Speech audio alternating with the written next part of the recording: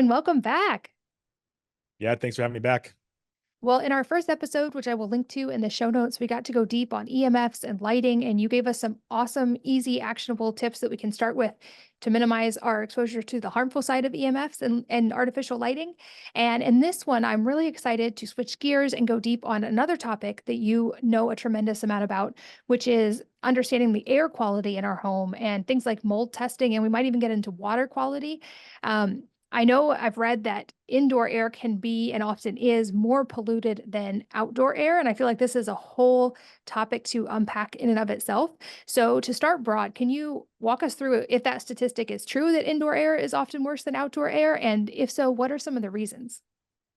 Yeah, so if you think about it, the outside air comes into our home, and that's what makes up the inside air. So the inside air already starts with whatever's in the air outside, and then we typically add to that. So we have chemicals that we're potentially using in our home.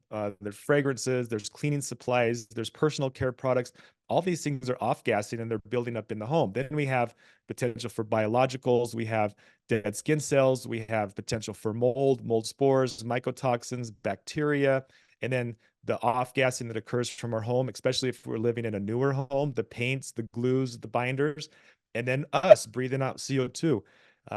We breathe in oxygen, we breathe out CO2. That can start to build up in the home and potentially a small gas leak somewhere. I mean, we could go on and on. There's so many things that could potentially start to build up and add in the home, and it creates this toxic soup. Now, to make it even one step worse, is that the majority of homes built in America now do not have fresh air ventilation systems. They're closed boxes, they're closed systems. So now we're bringing in this air from outside, which probably has some pollution in it. And then we're adding all of these things to it. And we're not filtering the air. We're not bringing in the fresh air to flush it out. And that's where we get into this problem with indoor air quality. Gotcha. And yeah, I've been researching actually for building saunas for a wellness space, and I got deep into the whole like ventilation side of this and was shocked at all these things we apparently are not doing very well in the US when it comes to taking into account our air quality in our home. Um, and that seems like I would guess for most people like a pretty daunting task if our whole HVAC system is not actually set up correctly for air quality. So where do we even start with understanding what the air quality is in our home and improving it? You know, there's some good meters that you can buy. There's like a Air Things Plus, Wave Plus that you can buy for a couple $100, and you can put it in your home, and it's going to monitor chemical load, which is VOC. It's going to monitor CO2 level. It's going to monitor radon and particulate levels. And so those are kind of the main categories of how we quantify what's going on with the air. And so simply by monitor, I mean, we monitor temperature, humidity. We go in our cars are monitored. We can see the gas, the temperature, but we don't really monitor too much the environment of our home. And so it's important just to get some of this equipment, put it in our home, and do some monitoring, just kind of see where we're at.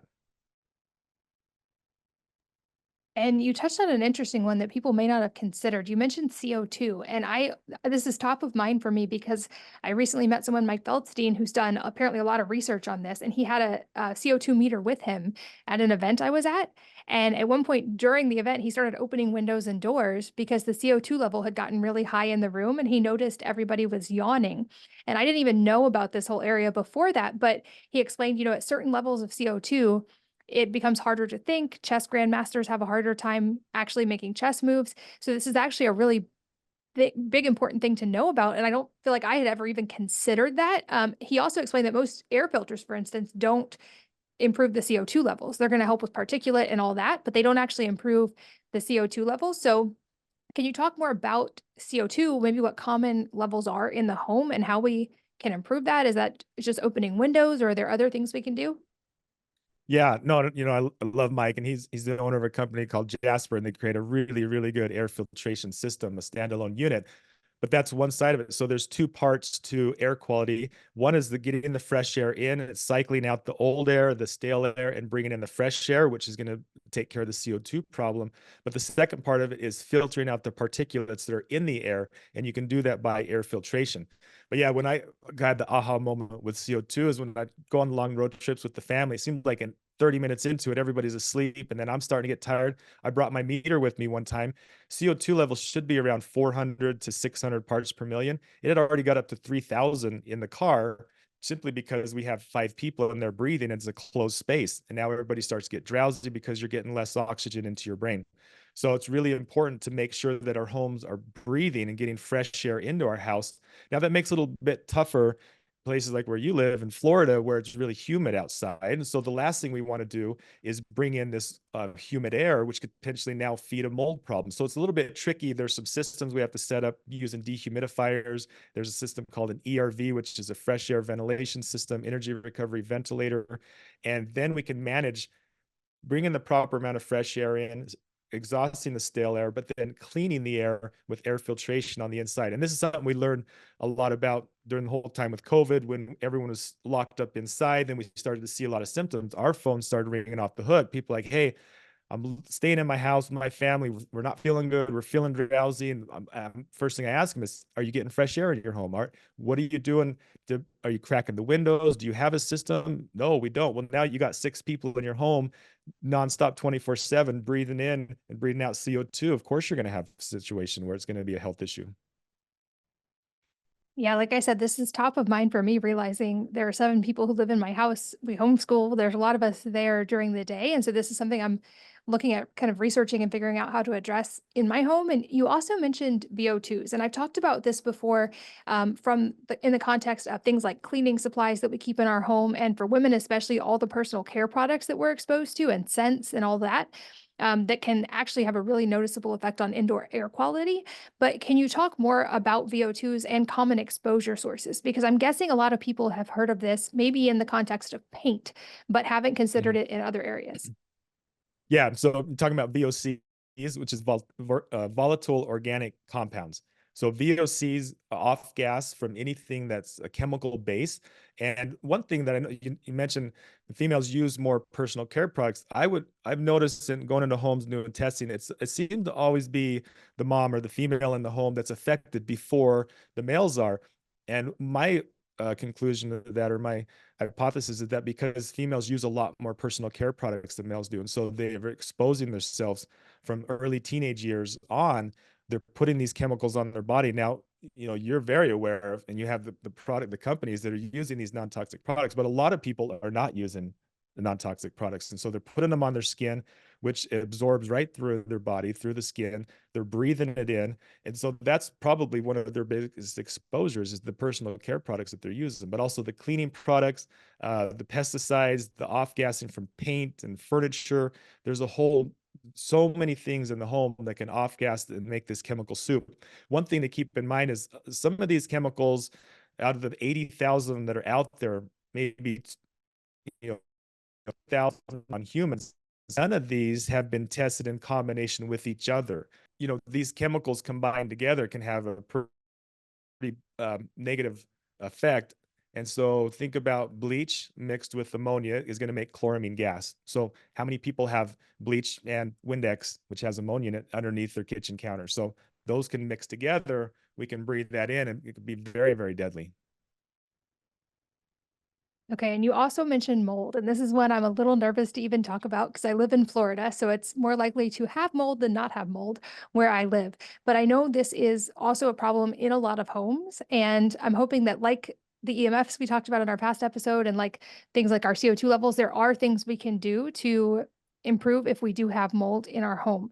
So, can you walk us through how to know if we have mold, and then if someone does have mold, what do we do about it besides, moving out and burning our house down?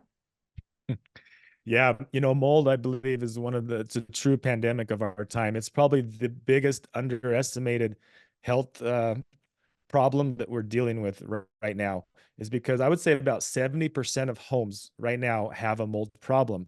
And it comes back to they're not getting ventilated properly. We're building these closed boxes. And now, anytime moisture gets in, because see, food for mold is going to be the paper, the drywall, the wood of the home. And then the only other thing we need is water. So, mold is an organism just like we are, it needs food and water. And so, we give it that in a dark, damp place, like in the wall cavity or behind the shower or under the sink.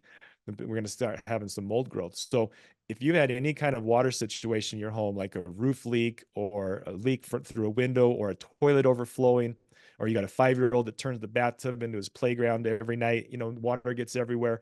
these are all signs that you potentially have a mold problem. But also, if you're not feeling well in your home, you're getting respiratory type symptoms. That's an indication that you're getting mold spores, that you're breathing them in. But worse is more the neurological issues, and that's going to come from the mycotoxins that have come on off of the mold. So mold will put off mycotoxins to kind of defend its territory. And it's not trying to kill us, it's just trying to defend its territory against other mold species so that it can claim its area. Now, those can be extremely harmful for us, and that can be more of the neurological issues, gut issues, autoimmune issues. I mean, the list goes on and on. It basically is weakening our system so that whatever the weakest link is in our body, that's where we're going to start to show symptoms. And how can we know if mold is an issue in our home? I mean, I would guess a lot of people probably figure it out from having unexplained symptoms like you talked about. But are there ways to kind of definitively test and know if we have a mold issue going on? Yeah, so there's a couple different ways to test, but really what it comes down to is knowing the history of the home and has the home got wet? Has there water stains? Is there water damage? Is there leaking? Because that's where we're really going to find the mold. So when I'm coming in to do a mold test, I'm not really looking for mold. I'm looking for water damage. I'm looking for signs. I'm looking for bubbling of the paint. I'm looking for cracks in the drywall, looking for potential spots where water could got in around the windows or the roof. That's where we're going to find the mold. Now, we use some testing to verify that. We can take swab samples and send it to the lab. We can do air samples in the house, and I know that's a real common one for people, but the problem with air samples is that a lot of times it can be false negative. Unless the mold is actually budding and sporing at the time and active in that room, we're probably not going to pick it up with an air sample. Now, on the other side of the spectrum, we have what's called an ERMI, and that's a dust analysis. So we take a Swiffer and we collect dust throughout the house. That's a lot of times going to come. I don't want to say false positive because there's always going to be mold, but it tends to be on the high side, and it kind of scares people like, oh my gosh, I have mold in my house. What am I going to do? Yeah, everybody has mold in your home. The problem is that mold starting to grow and produce mycotoxins? But also, another thing to think about is the mold problem also has to do with your sensitivity as a person. So 14-year-old boy that's sports and active, he can probably take a lot more than my 80-year-old grandma that's, suffering from dementia, trying to live. And so it's really important to know how much can our body take, what's the mold load of the house, and what type of mold is it. And based off of those three categories, that's going to determine if we really have a mold problem or not. So it seems like a big category there is if you are aware of water damage, that's something to address. Or if you have water leak and you know it happened, like dealing with that, cleaning it up correctly, and making sure mold doesn't start is a big part of that. Um, what about people who want to be proactive? So, like I said, I live in an area that's extremely prone to mold. And you mentioned even the HVAC in the house is not often set up correctly. Are there things we can proactively do to kind of hopefully guard against some of these problems?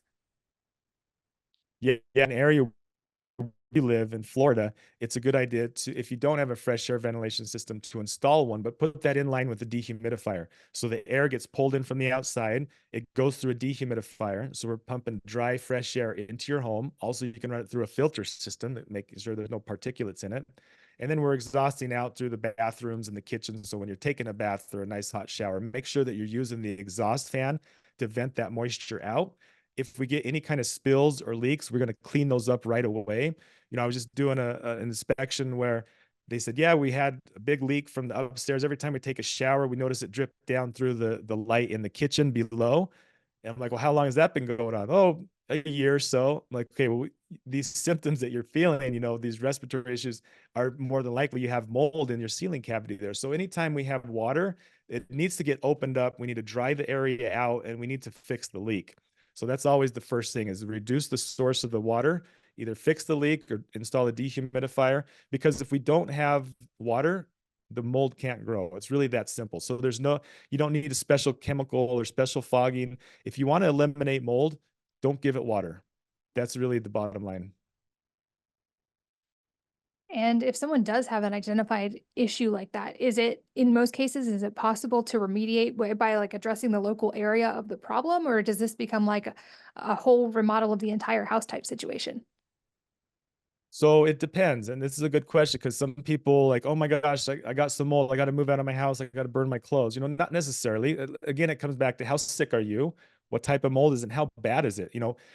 I had a client where they had a home here in Idaho and a summer home out in Hawaii. Well, when they left over the winter, they kept their humidity up to like 80 or 90% because they liked high humidity. Well, when they came back in the spring to the home was full of mold. Like it was bad because there was so much humidity and then the cold and the condensation. The mold was everywhere. In a situation like that, yeah, it's almost better just to tear the house and you're not moving and you're not living. But that's a rare case scenario. The majority of the time when we see mold, it's a shower has a leak behind it, or the toilet overflowed and got into the walls, and a little bit of mold starts growing. In those situations, we can go in and we can fix where the mold is, remove the mold, remove the drywall, the wood that's affected. But where a lot of people stop and where you need to keep going is you need to do the deep clean of the home because the mold under the sink isn't necessarily the thing that's getting you sick. It's the mycotoxins and the mold spores that are coming off of that mold that are spreading throughout the house. And if you think about the size ratio here, cigarette smoke is really similar size to mold spores. So think if you had someone in the bathroom smoking a cigarette without the vent on, how long is it going to take for that smell of smoke to go throughout your house? Pretty quick. So same thing if we have mold growing underneath the sink in the bathroom, that those mold spores are spreading through the house pretty rapidly. You're breathing those in. They're getting into your carpet. They're getting into your pillow, into the porous materials. So that's when we need to do a really good deep clean. Any of the stuff that's clothing or bedding, we need to run it through the washing machine. We need to clean it really good. Any of the solid surfaces need to get wiped down. Things like carpet may need to get thrown away. I don't recommend carpet anyways. I think they're kind of nasty. It holds a lot of bad stuff in it. Stick to solid surfaces if you can. Mattresses, if you have mattress protectors on them, they're probably okay. But if not, you might need to replace the mattress. Couches are always a tough one. If it's a porous couch fabric, those will hold a lot of nasty things. Those need to be switched out every 5, 8 years anyways, just because they're going to hold so much nasty stuff. So when it comes down to do we sell, do we move, what do we do? That's where it can really be helpful to pull in a professional like me or some other consultant. There's some good ones across the country and get their opinion. Say, look, this is our situation. What do you think we should do at this point? And I'll definitely make sure to link to your website because I know you have a whole lot of resources for people to understand even where to start with that or how they can evaluate on their own or if they do need professional help. And I'll make sure that's all in the show notes. Also, because it's top of mind and I'm a big fan of Mike Feldstein. What about things like air filters? Are these in general a good thing to have in our home, even if we don't hopefully have, a big mold issue or something else going on? Are they still beneficial to have with all the things we talked about, like the VOCs and everything else in our home? Absolutely. Yeah, I'm a big fan of those. I have a Jasper unit in every single room of my house. I have two in the master bedroom. I have two out in the living room. And those things are running all the time. In fact, I have one here in my office. And the one reason I really like the Jasper, Mike's company, is that they're really quiet. So I'm in here on a podcast. The Jasper's over running in the corner and it's really quiet. So it's kind of designed for doctor's office and dentist's office to really move and clean air, but do it efficiently and quietly. So yeah, to answer your question, air filtration solves a lot of issues. And on top, keeping your house really clean too. So we have cleaners that come once a week and they do a full cleaning of our house. Every Thursday they come through top to bottom. They spend most of the day here. Some people think that's a little much, but from what I've seen with my testing, that's what when we analyze dust, it's made up of dead skin cells, it's made up of mold spores, insect parts, insect feces, dust mites, broken down foams and fibers, and pesticides and bacteria. None of this stuff we want to breathe in. Microplastics, it's all in the dust. And so it's much better to clean it from the surfaces, clean it from the air before it has a chance to get in your body. So two takeaways from this is get good air filtration and keep your house clean. Those are the two biggest things you can do. Good to know. And speaking of that, I feel like in health and wellness, we always want to focus on like the food and the supplements. And I do think those things are important. But when I think of it kind of in like a triage effect, we eat a few times a day, but we drink more water than we eat, and we breathe much more air than we even drink water. So, in order of importance, I think about like air quality is very, very important, hydration, very, very important, and food also important, but a little bit less so. So, we got to go deep on air quality. I would love to, in our remaining time, also briefly touch on water quality and contaminants in our water, because I know this is an area, especially in the US, there can be some nasty stuff in our drinking water that we don't may not even know is there. And also, this is an area that, much like when we talked about EMS, if you put some things in place to help address that, it's kind of a set it and forget it. It's not a daily expenditure of energy to try to remember that. So, walk us through what are some of the problems that could be in our drinking water and what do we do about it? Yeah, and first, I just want to touch you and mention like a trio of health things. I always teach my clients and my kids there's four main things I try to do. It's clean water, clean air, clean food, and clean thoughts. I like to add the fourth one, the mental aspect of it. You got to be positive, you got to be happy, you got to show gratitude. The mental aspect of it will really wear you down as well. But yeah, those four things: clean air, clean water, clean food, clean thoughts. If you're not doing those things as a basics, you have no business worrying about any of the other stuff. Focus on those first, and then let's see what how your health grows, because that's a big and that's hard to do these days. If you think about it, to go to hit those four things actually takes a little bit of time, and it shouldn't. It should those things should be natural, but unfortunately, the world we live in, we have to fight just to have those four things.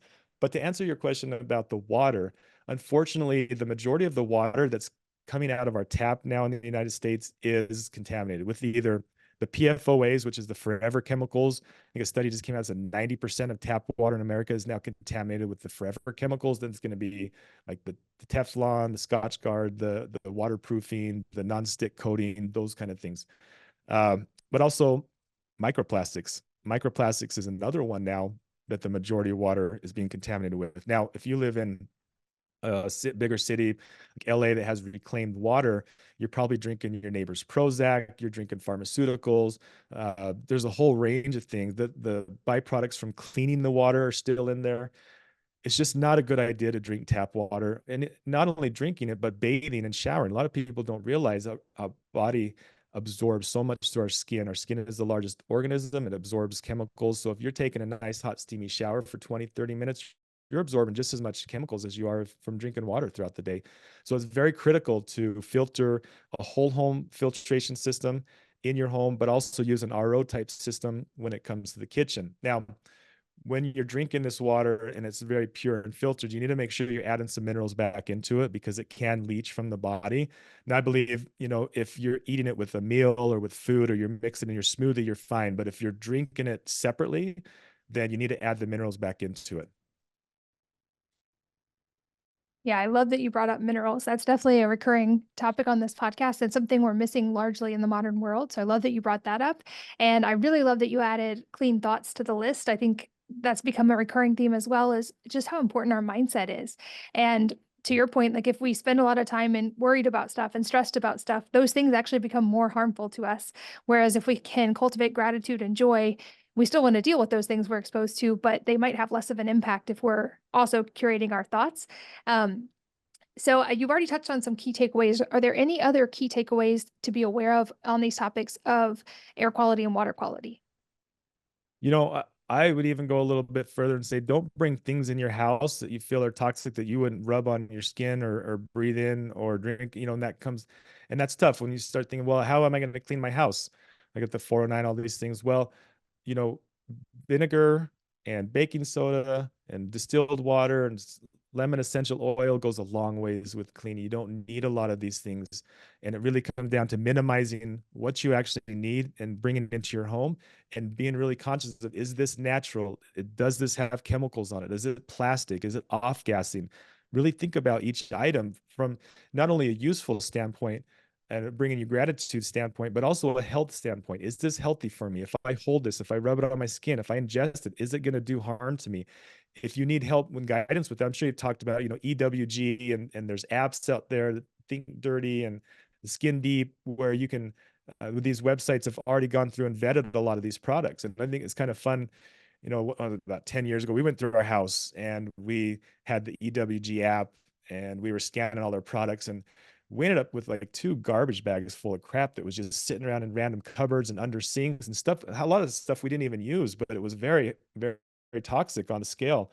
We just went and got rid of that stuff, and we just don't bring it into our home. A lot of these decisions are made when we're at the store. The same thing with food. You say you diet when you're at the grocery store, but the same thing with the products that we buy. Really be mindful of what is in these products and do a little research.